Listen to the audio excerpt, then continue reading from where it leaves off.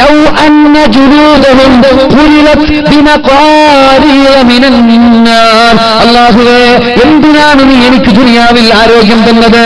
എന്തിനാണ് റബ്ബേ നീ എനിക്ക് ആഫിയത്ത് തന്നത്? നിനക്ക് ദുനിയാവിൽ വെച്ചിട്ട് തീനാനുള്ള കത്രികകൾ കൊണ്ട് എന്റെ ശരീരം കഷ്ണിച്ചു മുറിച്ച് കഷ്ണമാക്കാമായിരുന്നില്ല റബ്ബേ. എനിക്ക് എന്തിനാണ് ആഫിയത്ത് തന്നത്? ഇത്രമാത്രം ഓഫറുകള്, ഇത്രമാത്രം സമ്മാനങ്ങള്, ഇത്രമാത്രം സ്ഥാനമാനങ്ങള് നീ സ്വർഗീയ ലോകത്ത് പാരത്രിക ലോകത്ത് രോഗികൾക്ക് നൽകുന്നുണ്ടെങ്കിൽ എന്തേ റബ്ബേ എനിക്ക് നീ ദുനിയാവിൽ രോഗം തരാത്തത്? ആഫിയത്തോടെ ആരോഗ്യത്തോടെ തിരിച്ചുപോയ ആളുകൾ കൊതിക്കുമെന്ന് മുഹമ്മദുർ റസൂലുള്ളാഹ്. പക്ഷെ നിങ്ങൾ കൊതിക്കല്ലേ, രോഗം വരാൻ വേണ്ടി കൊതിക്കല്ല. അള്ളാഹു നമ്മൾക്കൊക്കെ ആഫിയത്ത് തരട്ടെ. ഇതെല്ലാം വലിയൊരു പരീക്ഷണമാണ്. ഇങ്ങനൊരു രോഗം വന്നാൽ ക്ഷമിച്ചു നിൽക്കണം. ക്ഷമിച്ചില്ലെങ്കിൽ ഇവിടെ രോഗാണ്, അവിടെ ഇത് കിട്ടൂല്ല.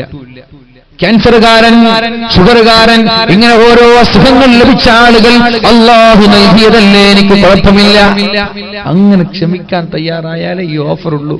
അല്ലാതെ ആളുകളോടൊക്കെ എന്താ അള്ളാഹ് എന്നെ നോക്കുന്നില്ല എന്നാ തോന്നുന്നത്, ഒരുപാട് കഷ്ടമല്ലോ, ഞാൻ എത്ര കാലായി രോഗിയായി കിടക്കുന്നു, ഇങ്ങനൊക്കെ പറയാൻ തുടങ്ങിയാൽ നോ ചാൻസ്. മഹാനായ സിദ്ദീഖുൽ അക്ബർ റളിയല്ലാഹു അൻഹുവിനെ സലാം പറയാൻ അല്ലാഹു ജിബ്രീൽ അലൈഹിസ്സലാമിനെ നബി തങ്ങളുടെ സമീപത്തേക്ക് പറഞ്ഞേക്കുകയാണ്. യാ അബൂബക്കർ, അബൂബക്കറേ, യാ അബൂബക്കർ, അബൂബക്കറേ, ജിബ്രീലു യുഖ്രിഉക സലാം, നിനക്ക് സലാം, ജിബ്രീൽ അലൈഹിസ്സലാം സലാം പറയുന്നുണ്ട്. വഅലൈക്കും സലാം. എന്നിട്ട് അല്ലാഹുവിന്റെ ഹബീബ് പറഞ്ഞു, അല്ലാഹു ചോദിക്കുകയാണ്, സിദ്ദീഖേ, നിന്റെ അസുഖം ഭേദപ്പെട്ടോ, നിന്റെ അസുഖം ശിഫയായോ എന്ന് അള്ളാഹു ചോദിക്കാൻ പറഞ്ഞിട്ടുണ്ട്. നിനക്ക് എന്ത് അസുഖമായിരുന്നു സിദ്ദീഖ് ഉണ്ടായിരുന്നത് എന്ന് അള്ളാഹു ചോദിക്കാണ് സിദ്ദീഖ് തങ്ങളോട്. നബിയേ,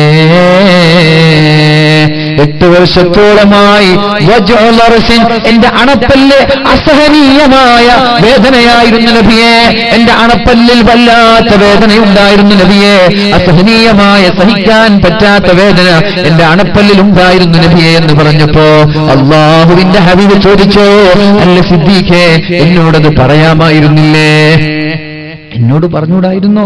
പല്ലുവേദന എന്റെ നിഴലായി തണലായി എന്റെ കൂടെ നടക്കുന്ന നിനക്ക് എന്നോടൊരു കാര്യം സൂചിപ്പിക്കാമായിരുന്നില്ലേ?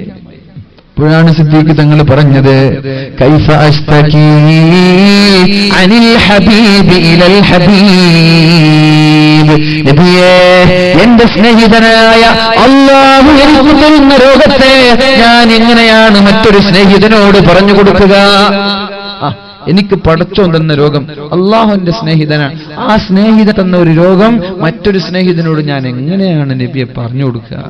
ഇതാണ് രോഗം വരുമ്പോൾ നമ്മൾ ചെയ്യേണ്ടത്. നാട്ടുകാരോടൊക്കെ പറഞ്ഞു നടക്കണ്ട. ഫോൺ വിളിച്ചിട്ട് ഗൾഫിലേക്കും നാട്ടിലേക്കും കണ്ട ആളുകളോടൊക്കെ എങ്ങനെയാണ്, സുഖാണോ? എന്ത് സുഖം, എന്ത് സുഖം, നടക്കാൻ കഴിയുന്നില്ല, നടുവേദന, നിസ്കരിക്കാൻ കഴിയുന്നില്ല, തിന്നാൻ കഴിയുന്നില്ല, ഉറക്കില്ല, പറയണ്ട. അത് പടച്ചവനോട് പറയും. എന്തിന് നാട്ടുകാരോട് പറയുന്നത്? അവർ ശിവ തരോ, അവർ സുഖം തരോ? ഏതെങ്കിലും ഒരു നാട്ടുകാർ ഇന്ന് വരെ സുഖം തന്നിട്ടുണ്ടോ? അവർക്ക് സന്തോഷം, മാഷാ എനിക്ക് അതന്നെ വേണം, നീ ചെറുപ്പത്തിൽ എന്തൊക്കെ കളിച്ച് എനിക്ക് അത് വേണം, ഇത് മാത്രം പോരാ, ഇതിനപ്പുറം വേണം പ്രാർത്ഥിച്ചിട്ട് അവർ പോവാ. അതുകൊണ്ട് നാട്ടുകാരോട് പറയാൻ നിൽക്കണ്ട, അള്ളാഹുവിനോട് പറയും. അള്ളാഹുവിനോട് പറഞ്ഞാൽ ഇൻഷാ അല്ലാഹ് നാളത്തെ സ്വർഗം നമ്മൾക്കുള്ളതാണ്. അള്ളാഹു നൽകുമാറാവട്ടെ. പനി പിടിച്ച് പിറുപിറുത്തുകൊണ്ടിരിക്കുന്ന ഒരു സഹാബി വനിതയുടെ സമീപത്തേക്ക് അള്ളാഹുവിന്റെ ഹബീബ് കടന്നു വരുമ്പോൾ പിറുപിറുക്കാൻ, ഹലാക്കിന്റെ പനി അങ്ങനെ പറയാ, നമ്മൾ പറയില്ലേ ഹലാക്കിന്റെ പനി, ഹലാക്കിന്റെ ഔരങ്കഞ്ഞല്ലേ, ഹലാക്കിന്റെ പനിയാണ്, ഹലാക്കിന്റെ പനി, ഒരു ശത്ത പനി, എന്ത് പനി പഠിച്ചോനെ എന്നൊക്കെ പറഞ്ഞിട്ട് ഇങ്ങനെ പിറുപിറുക്കാണ് ഒരു സ്വഹാബി വനിത. അപ്പോഴാണ് അല്ലാഹുവിന്റെ ഹബീബായ മുഹമ്മദുർ റസൂലുള്ളാഹ്, അല്ലാഹുവിന്റെ ഹബീബ് അവിടേക്ക് കടന്നു വരുന്നത്. നബി തങ്ങൾ ചോദിച്ചു, മാലകി തുസഫീൻ, എന്തിനാണ് ഇങ്ങനെ പിറുപിറുക്കുന്നത്?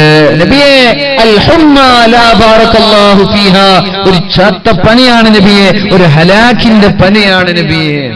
തങ്ങൾ പറഞ്ഞു, ലാ തസുബ്ബിൽ ഹുമ്മ, പനിയെ ചീത്ത പറയരുത്, രോഗത്തെ ചീത്ത പറയരുത്, തലവേദനയെ ചീത്ത പറയരുത്, പല്ലുവേദനയെ ചീത്ത പറയരുത്, നടുവേദനയെ ചീത്ത പറയരുത്, അസുഖങ്ങൾ ഉണ്ടായാൽ ചീത്ത പറയരുത്, കുറ്റം പറയരുത്. കാരണം ഫഇന്നൽ ഹുമ്മ, ഒരു പനി നമ്മളിലേക്കുണ്ടായാൽ ഒരു മരത്തിൽ നിന്ന് ഇലകൾ കൊഴിഞ്ഞു വീഴുന്നത് പോലെ നമ്മുടെ ശരീരത്തിലെ പാപങ്ങൾ അല്ലാഹു പുറത്തു തരുമെന്ന് മുഹമ്മദുർ റസൂലുള്ളാഹ്. ഒരു മരത്തിന്റെ ഇലകൾ വീഴുന്നത് പോലെ ഒരു പനി വന്നാൽ പാപങ്ങൾ മുഴുവൻ ഇങ്ങനെ വീണിപ്പോ. ഒരു തലവേദന വരുമ്പോൾ തെറ്റൊക്കെ ഇല്ലാതാവും. കുറെ രോഗം ഉണ്ടായാൽ മരിക്കുമ്പോൾ ഒരു അസുഖം ഒരു തെറ്റുണ്ടാവൂല. റസൂലുള്ളാഹി സ്വല്ലല്ലാഹു അലൈഹി വസല്ലം പറഞ്ഞല്ലോ, അല്ലാഹുവിനൊരു അടിമയെ ഇഷ്ടപ്പെട്ടാൽ, അല്ലാഹു ഒരാളെ സ്നേഹിച്ചാൽ, അല്ലാഹു ഒരാൾക്ക് സ്വർഗ്ഗത്തിൽ ഉന്നതമായ സ്ഥാനം നൽകാൻ അല്ലാഹു തീരുമാനിച്ചാൽ, വലം യബ്ലുഗ് ബിഅമലിഹി, പക്ഷേ അയാൾ നിസ്കാരം കൊണ്ടോ നോമ്പ് കൊണ്ടോ സകാത്ത് കൊണ്ടോ സദഖ കൊണ്ടോ ഖുർആൻ കൊണ്ടോ അയാൾ അല്ലാഹു ഉദ്ദേശിച്ച സ്ഥാനത്തേക്ക് എത്തിപ്പെട്ടില്ല.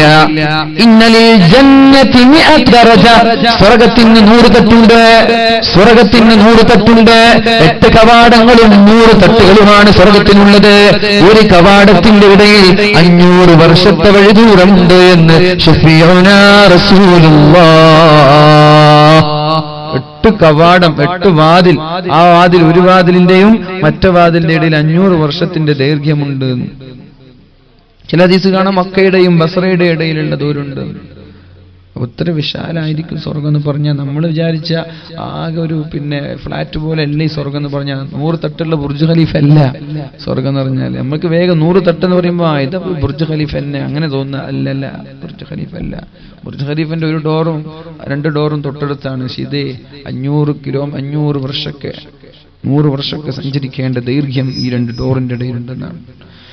അല്ലാഹു റബ്ബ് സുബ്ഹാനഹു വ തആല സ്വർഗ്ഗത്തിലേക്ക് കടന്നു പോകാൻ നമ്മൾക്കൊക്കെ തൗഫീഖ് നൽകുമാറാവട്ടെ. അല്ലാഹുവേ, നീ ഞങ്ങൾക്ക് സ്വർഗ്ഗം നൽകണേ അല്ലാഹ്.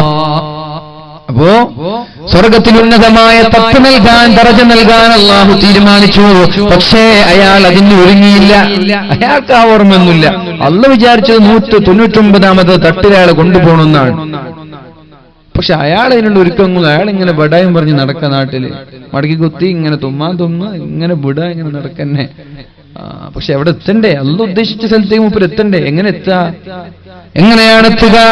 അദ്ദേഹത്തിന്റെ ജീവിതത്തിന്റെ അവസാന ഭാഗങ്ങളിൽ അല്ലാഹു അയാളെ മാരകമായ രോഗം നൽകും.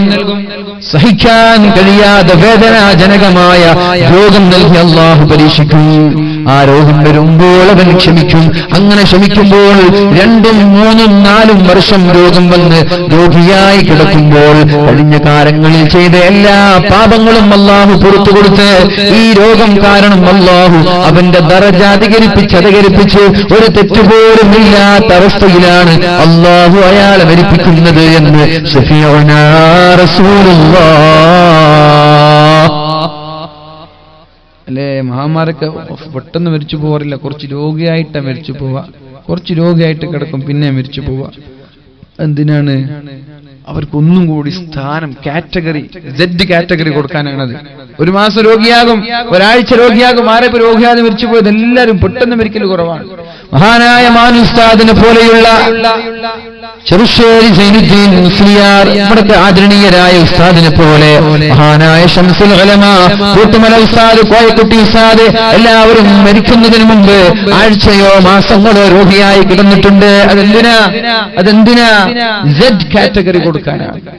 അല്ലാഹു അവരുടെ കൂടെ സ്വർഗ്ഗത്തിൽ ഒരുമിച്ച് കൂടാൻ നമ്മൾക്ക് തൗഫീഖ് നൽകട്ടെ. അപ്പോ രോഗങ്ങളും പരീക്ഷണങ്ങളും നിങ്ങളോട് ചൊടിയുള്ളത് കൊണ്ട് തരികയല്ല, നിങ്ങളോട് വെറുപ്പുള്ളത് കൊണ്ട് തരികയല്ല. അല്ലാഹുവിനെ ഇഷ്ടക്കാരെ അല്ലാഹു പരീക്ഷിക്കുകയാണ്. ഇന്നല്ലാഹ ഇദാ അഹബ്ബ അബ്ദൻ ഇബ്തലാ. അല്ലാഹു ഒരാളെ സ്നേഹിച്ചാൽ അയാൾ അല്ലാഹു പരീക്ഷിച്ചു കൊല്ലുമെന്ന് മുഹമ്മദുർ റസൂലുള്ളാഹ്.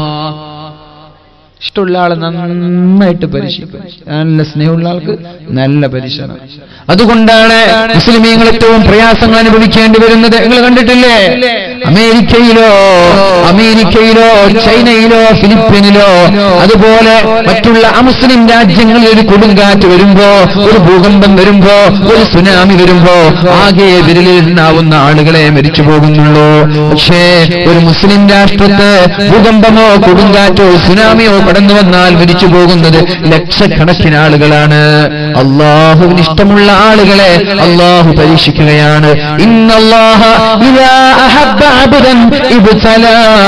അല്ലാഹു ഒരാളെ സ്നേഹിച്ചാൽ അല്ലാഹു അയാൾക്ക് നിരന്തരമായ തലവേദന നൽകും, നിരന്തരമായ ഷുഗർ നൽകും, ക്യാൻസർ നൽകും, അങ്ങനെ ഒരുപാട് അസുഖങ്ങൾ നൽകും. പക്ഷെ അല്ലാഹു നമ്മൾക്കൊക്കെ അസുഖമില്ലാതെ സ്വർഗം നൽകട്ടെ. ഒരുപക്ഷെ അങ്ങനെ അസുഖമുണ്ടായി ക്ഷമിക്കാൻ കഴിഞ്ഞില്ലെങ്കിൽ അത് പ്രശ്നമാണ്. അതുകൊണ്ട് നിങ്ങൾ ഒരിക്കലും അസുഖത്തെ ചോദിച്ചു വാങ്ങല്ല.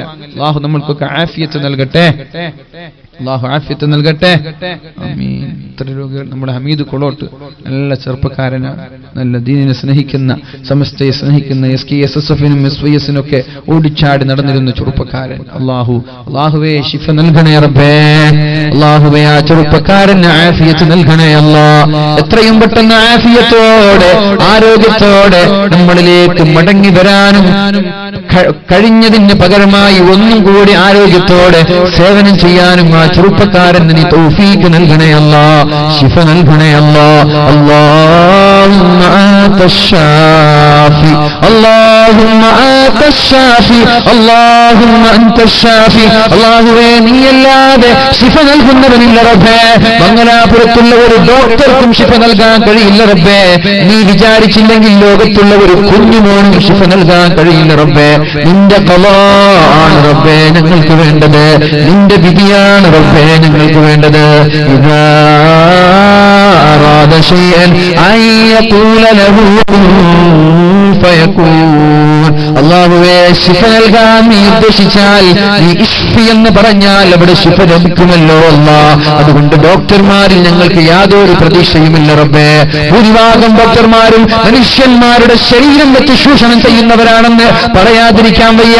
മനുഷ്യന്റെ ജീവിതം വെച്ച് ചൂഷണം ചെയ്യുന്ന ഹോസ്പിറ്റലുകൾ നമ്മുടെ കേരളക്കരയിലും കേരളത്തിന്റെ ചുറ്റുഭാഗത്തുള്ള സംസ്ഥാനങ്ങളിലുമുണ്ട്. മരിച്ചുപോയ ആളുകളെ 2-3 ദിവസം വെന്റിലേറ്ററിൽ വെച്ചിട്ട് ലക്ഷങ്ങൾ വാങ്ങിക്കുന്ന, മയ്യിത്ത് കൊണ്ട് വിലപേശുന്ന ഡോക്ടർമാരെ, നിങ്ങൾക്കൊരു പക്ഷേ സമ്പത്ത് ലഭിച്ചേക്കാം. നിങ്ങൾ കളിക്കുന്നത് റബ്ബിനോടാണ്, മറക്കണ്ട. നിങ്ങൾ കളിക്കുന്നത് റബ്ബിനോടാണ്. ഇല്ലാത്ത രോഗം പറഞ്ഞ് വലിയ വലിയ വിലപിടിപ്പുള്ള മൂല്യമായ മരുന്നുകൾ നൽകി മനുഷ്യന്മാരുടെ ആരോഗ്യത്തെ വെല്ലുവിളിക്കുന്ന ഡോക്ടർമാരെ, അല്ലാഹുവിനെ പേടിക്കാത്ത ജോലിയാണ് നിങ്ങൾ ചെയ്യുന്നതെങ്കിൽ അതിനേക്കാൾ വലിയ അസുഖങ്ങൾ നിങ്ങൾക്ക് നൽകി പരീക്ഷിക്കാൻ അല്ലാഹുവിന് കഴിയാഞ്ഞിട്ടല്ല. മനുഷ്യന്മാരുടെ ശരീരം വെച്ച് ചൂഷണം ചെയ്യുന്ന എത്രയോ ഹോസ്പിറ്റലുകളുണ്ട്. പ്രസവിക്കാൻ പോകുന്ന ഉമ്മമാരെ, സുഖപ്രസവം ലഭിക്കേണ്ട ഉമ്മമാരെ മനഃപൂർവ്വം സിസേറിയനാക്കുന്ന ഡോക്ടർമാരുണ്ട്, ഹോസ്പിറ്റലുകളുണ്ട്. സാമ്പത്തിക ലാഭത്തിന് വേണ്ടി എന്തിനാണ് ഹറാമായ മുതലുകൾ ഒരു മനുഷ്യന്റെ ശരീരം കാർന്നു തിന്നുകൊണ്ടുള്ള സമ്പത്ത് കൊണ്ട് എവിടേക്കാണ് ഈ മുതൽ കൊണ്ടുപോകുന്നത്? ഹറാമായ സമ്പാദ്യം കൊണ്ട് മക്കളെ തീറ്റിച്ചാൽ, കുടുംബത്തെ തീറ്റിച്ചാൽ മുസ്ലിമാണോ? സ്വർഗം കാണാൻ പറ്റൂല, നരകത്തിലേക്കാണ് പോവേണ്ടതെന്ന് മറക്കണ്ട. ഏതായാലും അല്ലാഹുവേ ഈ ഡോക്ടർമാരിലല്ല ഞങ്ങൾക്ക് വിശ്വാസം, നിന്റെ വിശ്വാസം കൊണ്ട് ചോദിക്കുകയാണല്ലോ. ശിഫ കൊടുക്കണേ അല്ലാഹ്, ശിഫ കൊടുക്കണേ അല്ലാഹ്. അല്ലാഹു ശിഫ നൽകട്ടെ.